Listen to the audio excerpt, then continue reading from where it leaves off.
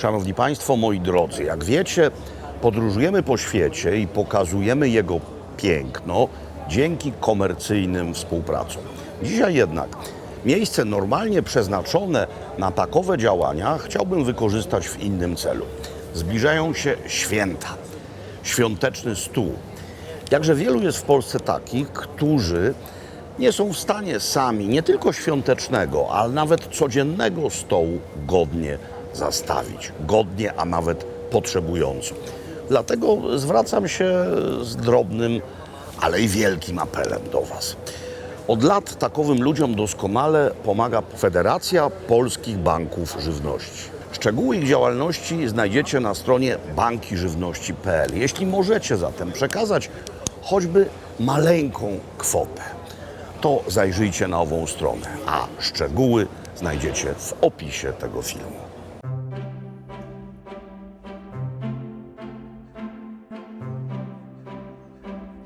Szanowni Państwo, moi drodzy, jaki jest produkt, który kojarzy się z Wielkanocą? No oczywiście jajka, ponieważ jajo to jest symbol życia, symbol nowego, rodzącego się życia. No i gotujemy wtedy ogromne ilości jajek na twardo. Niektóre z nich święcimy, a resztę potem najczęściej dojadamy en passant w międzyczasie. Tymczasem jajka, również te ugotowane na twardo, mogą być bazą doskonałej potrawy. Postanowiłem dzisiaj przygotować Wam dwie potrawy jajeczne. Jedna będzie z jajek na twardo, a druga to będą jajka poszowane. Ale zacznijmy od jajek na twardo. Zrobię coś, co pamiętam z mojego domu rodzinnego, z odległej przeszłości.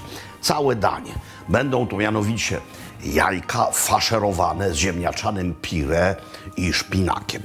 Mam tutaj już 4 jajka, tylko zobaczcie, one nie gotują się potwornie mocno.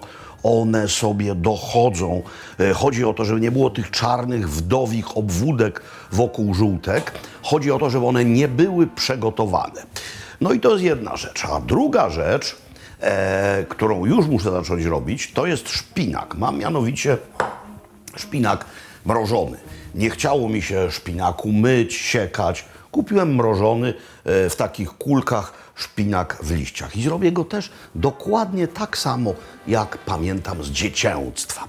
Czyli najpierw zasmażka, delikatna zasmażka. Rozgrzewamy masło, potem trochę mąki, a w międzyczasie 2-3 ząbki czosnku. Drobno posiekany czosnek. Masło nie jest na najmocniejszym, chciałoby się rzec, ogniu, ale to jest indukcja, więc nie jest na najmocniejszym trybie, żeby się nie spaliło.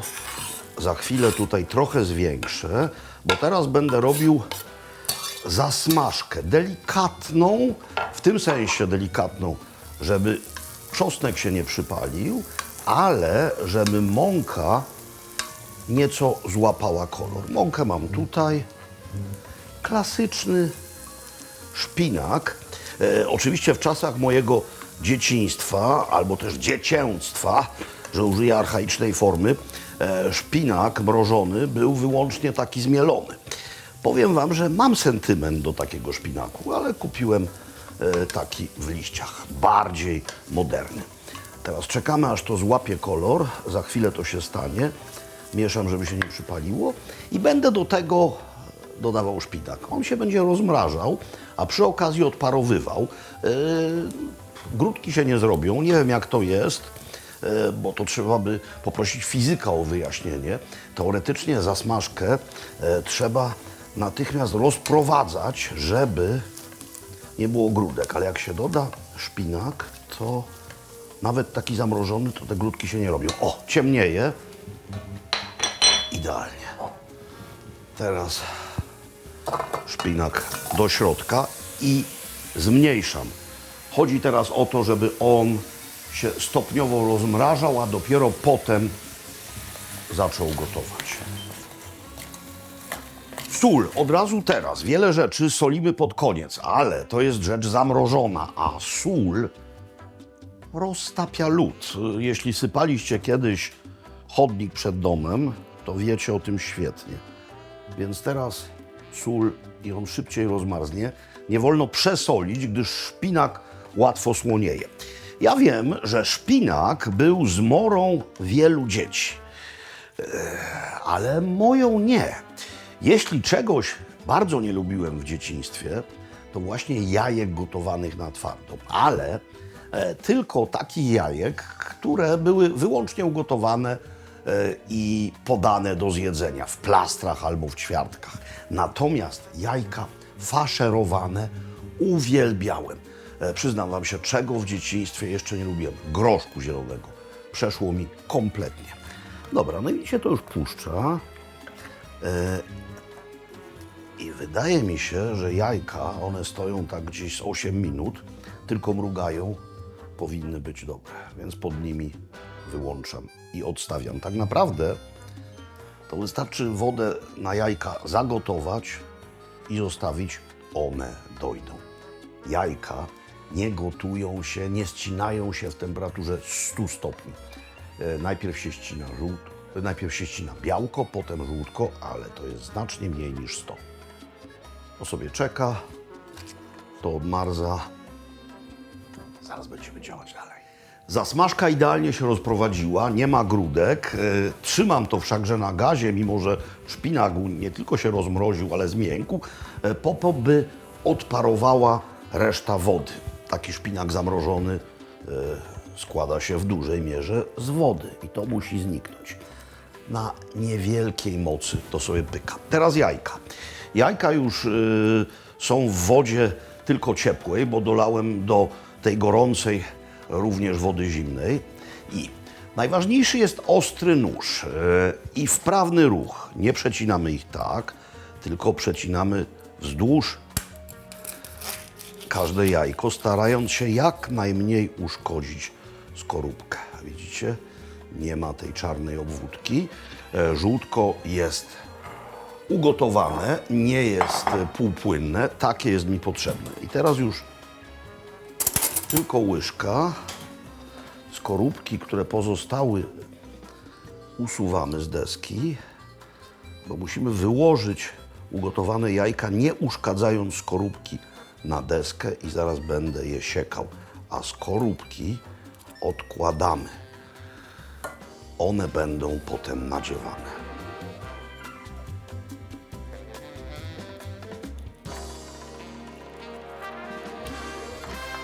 Siekam to normalnie nożem, ale pamiętam z dzieciństwa, moja mama miała taki przyrząd, który zdaje się w dalszym ciągu występuje. Taka bardzo specyficzna gilotynka. Mianowicie były tam takie stalowe nitki, było zagłębienie na jajko na twardo, wkładało się jajko bez skorupki, robiło tak i ono było pokrojone w plastry, a potem odwrotnie i było pokrojone w kostkę. No nie mam tego. Mam inne rzeczy. Tego akurat nie mam. Kształt tutaj nie ma kompletnie znaczenia. Z tego musi powstać masa tabulette, którą da się nadziać skorupki. Za chwilę będę siekał kolejne rzeczy, no ale to za chwilę. Żeby nie uronić ani jednego kawałeczka, ale jeśli myślicie, że to, jeśli chodzi o masę, to jest wszystko, to jesteście w błędzie. Ponieważ, dlaczego mi te jajka smakowały w dzieciństwie, kiedy to dziwną awersję do jajek na twardo żywiłem? Mówiłem, żeby nic nie uronić, a tutaj troszeczkę spadło. Otóż dlatego, że one nie smakują tak jak zwykłe jajka na twardo ugotowane. Je trzeba przyprawić. Trochę majonezu i trochę musztardy. Musztardy łagodnej. Mam musztardę taką, co prawda diżońską, ale miodową. I ona jest znacznie łagodniejsza niż musztarda ostra. I co? Ponieważ jest to potrawa polska, zatem w środku muszą się znaleźć szczypiorek oraz koperek. Najpierw tylko nóż otrę, bo nie ma sensu go zmieniać, to nie jest potrzebne. Dobra. Sprzątać będziemy za chwilę. Teraz najpierw szczypiorek.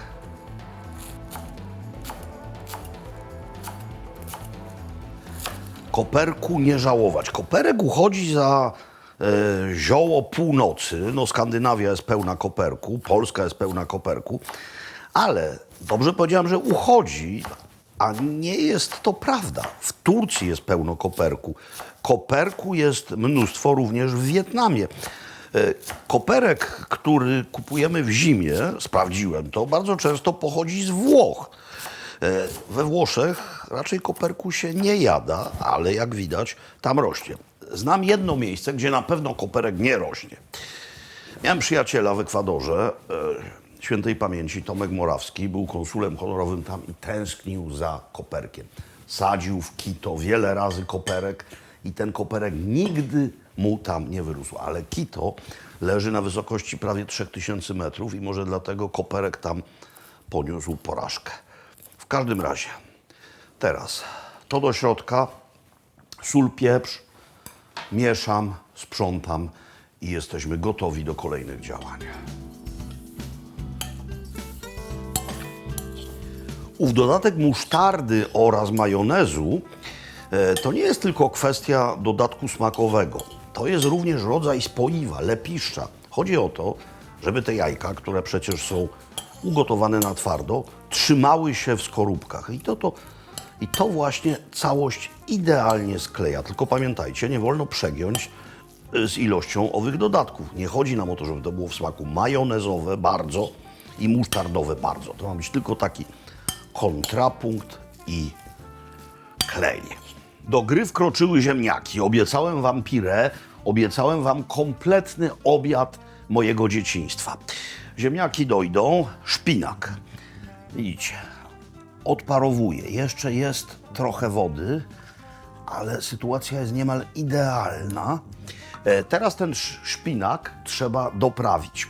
To jest jedna z moich przyprawowych szuflad. Jedna z, bo jest ich tu więcej. Przyprawy są również w specjalnie opisanych takich szczelnych pojemnikach.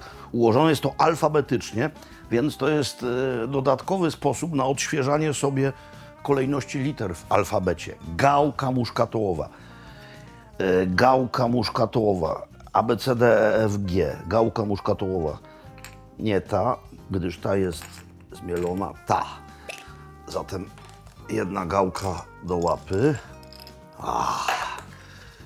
I potrzebna jest tarka do gałki.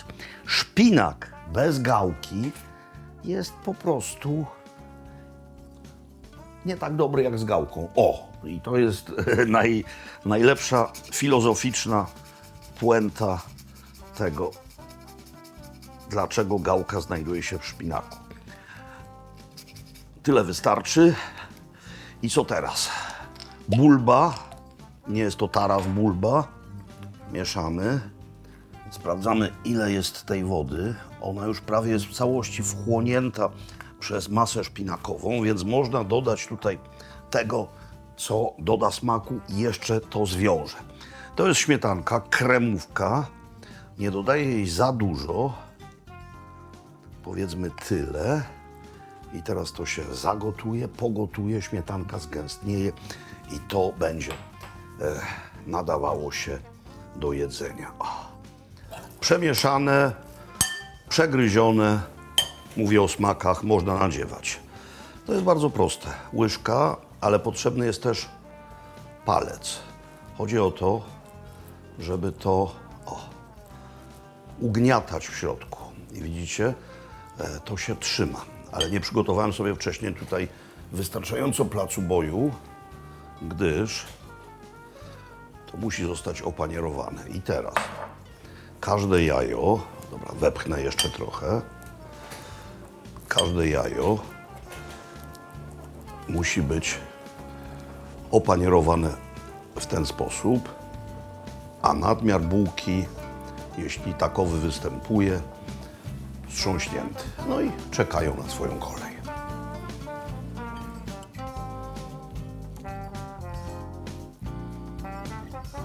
Na patelni masło, obiad polski. I teraz smażymy to. Dociskamy jeszcze w ostatniej chwili kciukiem, żeby mieć pewność, że to nie wyleci, ale jest związane. i kładziemy na maśle, które nie jest potwornie gorące. Po pierwsze dlatego, że nie jest to masło klarowane i nie chodzi nam o to, by się spaliło, ale chodzi o to, żeby temperatura doszła do środka. Ja to będę jeszcze wkładał na chwilę do pieca, żeby dokończyć resztę rzeczy, ale jeśli chcecie to podawać od razu, pamiętajcie, nie na najmocniejszym ogniu, bo zależy nam również na tym, by tutaj było też gorące. O. I tak. W piekarniku nagrzanym bardzo delikatnie do 70 stopni, więc mogę to chwycić łapą, byle krótko. Mam półmisek, na którym będę układał usmażone jajka, żeby temperatury nie straciły. Przede wszystkim chcę Wam pokazać, czy są usmażone. Są rumiane. Ale coś mi jeszcze będzie potrzebne do tego. Druga taka wajcha. Wajcha, wspaniałe słowo. Prawie jak wichajster, niezwykle uniwersalne. Można by to zrobić teoretycznie szczypcami, ale te skorupki są bardzo delikatne. Dobra, ja pod tym już wyłączę ogień, gdyż to masło ma się nie spalić, ale ono mi będzie jeszcze potrzebne. Podgrzeję je za chwilę. Układam tu i wsadzam wszystko do pieca, aż skończę resztę. 5-7 minut będę gotowy. Ziemniaki są dobre, więc rzecz jasna trzeba je odcedzić i z powrotem wędrują do tego garnka. I co jest niezwykle istotne przy robieniu pire. Po pierwsze, właściwy dobór odmiany ziemniaczanej. Są ziemniaki na pire właśnie, czyli najbardziej mączyste, czyli typ kulinarny C. I one teraz tutaj na dość ostrym ogniu, w cudzysłowie, na dość dużej mocy kuchenki odparowują. I teraz możecie to zrobić tak jak chcecie. Możecie dodać trochę masła będzie sporo, no więc dodam innego rodzaju tłuszcz. Mianowicie trochę słodkiej śmietanki. Niech ona się zagotuje. Jak się zagotuje, to będę ugniatał pire. Idealnie ugniecione ziemniaki przykryłem, żeby trzymały ciepło. No to jeszcze zajmie mi 2-3 minuty, bo gadam. Tu na tę patelnię dodałem trochę świeżego masła i tylko to podgrzeję. To będzie do polania ziemniaków. To masło, na którym smażyły się jajka, nie jest spalone. Jest w tym trochę bułki tartej, są jakieś malutkie fragmenty jajek, ale byłoby grzechem to wyrzucić. Szpinak trzyma temperaturę, jest na trójce. Teraz wyjmuję jaja. Tak jest. Pancerne ręce. No i w zasadzie wszystko mamy. Mamy wszystko i mamy pod postacią piękną i jakże dla mnie sentymentalną, czyli gładziutkie, aksamitne pire.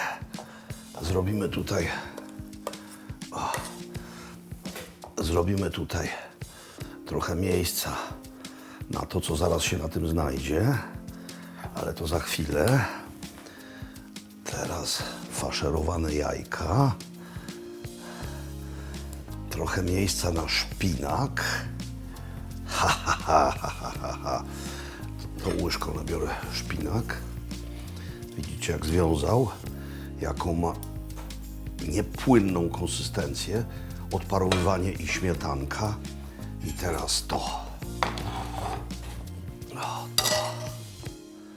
No przecież byłoby prawdziwym grzechem tego nie wykorzystać. Moi drodzy, w ten oto prosty sposób przeniosłem się w sentymentalny świat dzieciństwa. Jadłem to, do dzisiaj to pamiętam i do dzisiaj to uwielbiam. I wy możecie łacno coś takiego sobie zrobić. Techniki są różne. Można to albo wyjadać ze skorupki, a ja sobie to zawsze robiłem w ten sposób. Wysmykuję to ze skorupki i teraz już można jeść. To je wyborne. Teraz obiecane jajka w koszulkach, czyli jajka poszowane. Słowo poszowane pochodzi od francuskiego poche, ale danie, mimo że użyje francuskiej techniki, nieco zmodyfikowanej, nie jest francuskie. To jest danie tureckie. Jaja, które uwielbiam. Tureckie, znane również w Bułgarii, o ile sobie dobrze przypominam, to są jaja po panagiursku tam. Niezwykle prosta rzecz i po prostu genialna. To mam specjalnie przygotowane, ale jeszcze nie gotujemy jajek. One na samym końcu będą gotowane. Teraz trzeba zrobić bardzo prosty sos. Tutaj mam jogurt gęsty.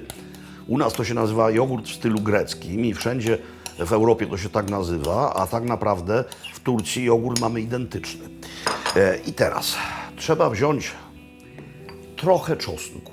Jeden malutki ząbek czosnku i zgnieść go najlepiej z grubą solą. To jest kwiat solny, opakowanie jest po soli z Camargue francuskiej, ale w środku jest sól z Dalmacji, też kwiat solny, troszeczkę tego. Gruba sól będzie tutaj dodatkowym elementem tarcia i to trzeba rozgnieść na gładziutkie pire.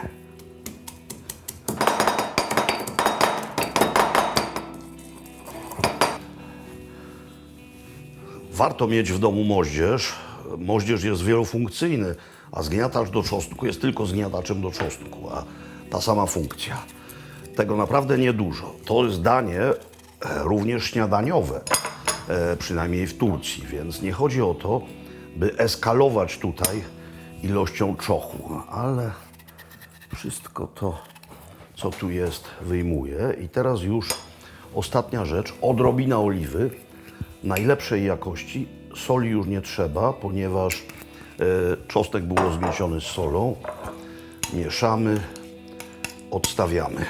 W prawdziwym jogurcie, jak serwatka, czyli taki biały płyn na górze się zbiera, to jest proces całkowicie naturalny.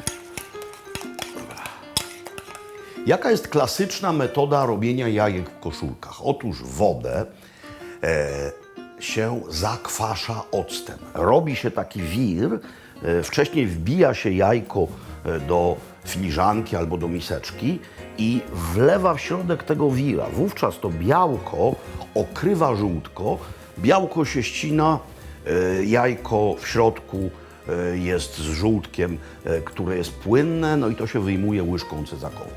Ale to wymaga pewnego rodzaju eksperiencji, wymaga zachodu.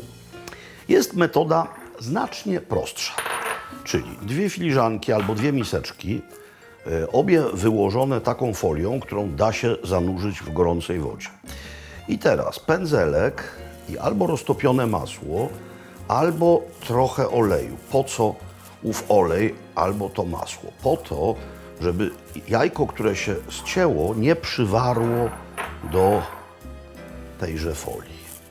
I za chwilę będę, a zresztą sami zobaczycie, co będę robił. Najpierw trzeba to wysmarować. Teraz również bierzemy miseczkę albo też filiżankę i wbijamy jajko najpierw do niej. Dlaczego? Dlatego, że czasami żółtko się rozlewa, a nam chodzi o to, by żółtko pozostało w całości. I teraz przelewamy to tutaj. Jest. Tak samo robimy z drugim jajkiem.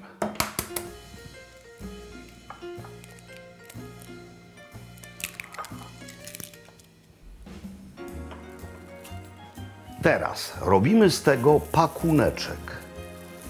Napuściłem to aż do tego miejsca i robię pakuneczek i ten pakuneczek trzeba będzie czymś spiąć. Mam tutaj takie oto kuchenne spinacze. Tym to związuję. I tak samo robię z jajem drugim, rzecz jasna.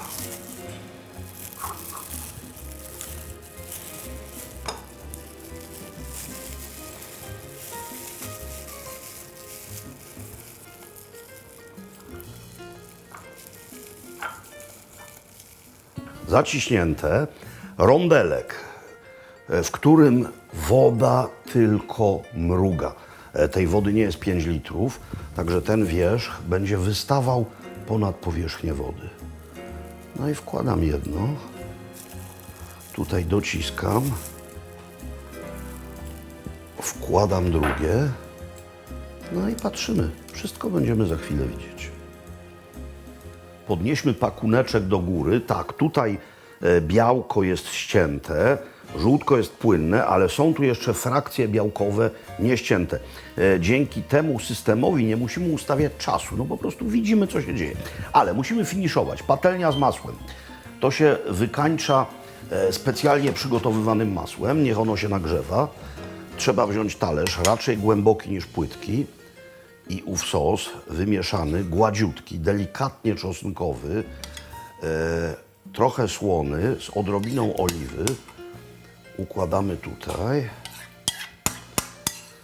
i cały czas baczymy na to, co się dzieje w środku. Myślę, że jeszcze 40-50 sekund. W klasycznych jajkach poszowanych robionych metodą uzyskiwania owego wiru żółtko jest otoczone białkiem ze wszystkich stron, a tutaj do nas mruga. Ale w niczym nam to nie przeszkadza, ponieważ jest to, na durch to zapiąłem. Gdzieś tu mam nożyczki, tu. Więc robimy tak. W niczym nam to nie przeszkadza, widzimy tylko, jakie to jest ładne. I teraz, widzicie, nie przywarło. Pójrze jedno.